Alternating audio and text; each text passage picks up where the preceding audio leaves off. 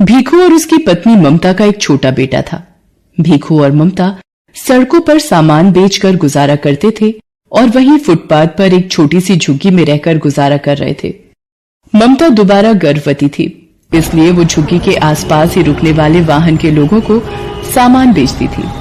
एक दिन ममता पुल वाली लाल बत्ती काफी देर तक रहती है, इस वजह से वहां भीड़ भी काफी रहती है। मैं सोच रहा हूँ आज थोड़ी देर वहीं सामान बेचकर आ जाता हूँ। इतनी भीड़ में ध्यान से जाना, लाल बत्ती खत्म होते ही गाड़ियां रफ्तार से दौड़ती हैं। भीखू पुल के नीचे सामान बेचने चला जाता है। ले लीजिए भैया, ये खिलौना आपके बच्चे के लिए, ये गुब्बारा ले लो भैया। हाँ हेलो, ये गुड़िया कितने की दी? 20 रुपए की है साहब। 20 रुपए? 10 रुपए की लगा ले, दे रहा है तो।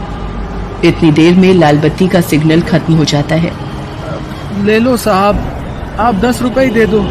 भीखू 10 रुपए लेकर जैसे ही गाड़ी वाले को गुड़िया पकड़ाकर पलटता है, एक गाड़ी उसे धक्का मार देती है। जैसे ही भीखू नीचे गिरता है, एक और गाड़ी उसे कुचल देती है।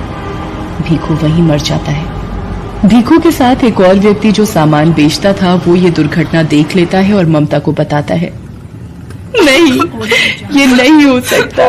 मैं किसके सहारे जीऊंगी? आप मुझे क्यों छोड़ गए सूरज के बापू? बापू आप कहाँ चले गए? बोलो बापू। ममता सूरज के हाथ से भीखू का अंतिम संस्कार करती है। भीखू के देहांत के बाद ममता बिल्कुल अकेली हो गई थी। एक दिन ममता बेटे सूरज और गोद की बच्ची को लेकर दिन भर सड़कों पर गुब्बारे बेचती थी। एक दिन, सूरज तू यहीं सोनी के पास रहना, आज धूप और गर्मी ज्यादा है, इसलिए तुम दोनों यहीं रहना। मैं कुछ गुब्बारे और पेन बेचकर सोनी के लिए दूध और तुम्हारे लिए रोटी ले आऊंगी। ममता गुब्बारे और पेन बेचने चली जाती है। साहब पेन ले लो, 10 रुपए में 5 पेन है। ले लो ना साहब। ले लो बीबी जी, ये गुब्बारा ले लो। आप खरीद लोगी तो मैं बच्चों के लिए कुछ खाने को ले जाऊंगी। ममता बड़ी मुश्किल से कुछ गुब्बारे बेच पाती है और थोड़ा दूध और रोटी बच्चों के लिए खरीद कर लाती है। तभी एक महिला ममता के पास आती है। ममता, कल हमें ये झुग्गियां खाली करनी पड़ेंगी। यहाँ से अब तू भी कहीं और रहने की जगह ढूंढ ले। मैंने तो एक बस्ती में 100 रुपए किराए पर एक झुग्गी ले ली है। बस तुझे ही खबर देने आई थी। हे भगवान, अब अपने दोनों बच्चों को लेकर कहाँ जाऊंगी? अपने बच्चों के रहने के लिए मुझ गरीब का घर कहाँ से लाऊंगी? ममता अपने बच्चों को लेकर एक दुकान के बाहर बैठ जाती है। तभी सामने एक ऑटो रिक्शा पलट जाता है और एक महिला ऑटो रिक्शा से गिर जाती है। ममता भागती हुई महिला के पास जाती है। ओ भैया, कैसे ऑटो रिक्शा चला रहा था? देखकर नहीं चला जाता? जल्दी इन्हें हॉस्पिटल लेकर चलो। ममता उस महिला को संभाले बच्चों के साथ हॉस्पिटल पहुंचती है। ऑटो वाला ममता और उस महिला को अपने ऑटो से उतार कर भाग जाता है। सूरज, जा जल्दी से उन भैया को बुला कर ला, वो माँ जी को अंदर ले जाएंगे। डॉक्टर उस महिला को देखता है। देखिए, इनकी रीढ़ की हड्डी टूट गई है, तो अब इनको कंप्लीट बेड रेस्ट की आवश्यकता है। इनके घर से जो भी सदस्य हैं उन्हें आप बुला लीजिए। डॉक्टर, मैं नहीं जानती ये कौन है। इनका एक्सीडेंट हुआ तो मैं इन्हें यहाँ ले आई। डॉक्टर, इन्हें कब तक होश आ जाएगा? तभी ये अपने बारे में बता पाएंगे। 1 से 2 घंटे में इन्हें होश आ जाएगा। लगभग 2 घंटे बाद उस महिला को होश आता है और वो अपने बारे में बताती है। मेरा नाम राज रानी है। पता नहीं उस ऑटो रिक्शा वाले ने कैसे चलाया कि अचानक से ठोकर लगी और ऑटो पलट गया। उसके बाद मुझे धुंधला सा याद है कि तुमने मुझे उठाया था और ऑटो में बिठाया। तुम्हारा बहुत बहुत शुक्रिया बेटी, जो तुम मुझे यहाँ ले आई। माँ जी, आपकी रीढ़ की हड्डी में फ्रैक्चर हुआ है, इसीलिए आपको घर ले जाने के लिए एम्बुलेंस की व्यवस्था करनी होगी। बेटी, मेरे पति अपने बिजनेस के काम से दूसरे शहर गए हुए हैं। मेरी एक सहायता करो, एम्बुलेंस में मेरे घर तक पहुंचने में मेरी मदद कर दो। डॉक्टर, मैं बिल अकाउंट से भर दूंगी, आप एक एम्बुलेंस की व्यवस्था करा दीजिए। माँ जी, आप बिल्कुल भी चिंता मत करिए, मैं आपके साथ ही चलूंगी। ममता राज रानी को एम्बुलेंस में घर तक लेकर आती है। राज रानी को उस वक्त एक सहारे की बहुत जरूरत थी, जो ममता के रूप में उन्हें मिला था। घर पहुंचकर राज रानी अपने पति महेंद्र नाथ को फोन पर सारी बात बताती है।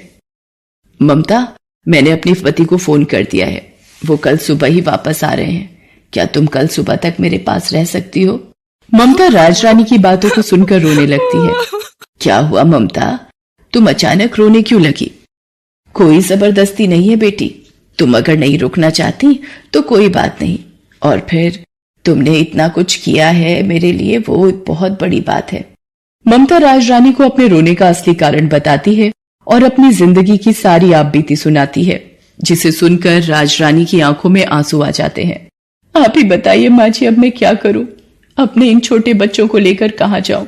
चिंता मत करो बेटी, भगवान सब ठीक करेंगे। वहां सामने मेरी रसोई है, तुम वहां जाकर अपने लिए भी भोजन बनाओ, मेरे लिए भी, और इन बच्चों को भी खिलाओ। कब से तुम मेरी वजह से भूखी हो और बच्चे भी तुम्हारे साथ भूखे हैं।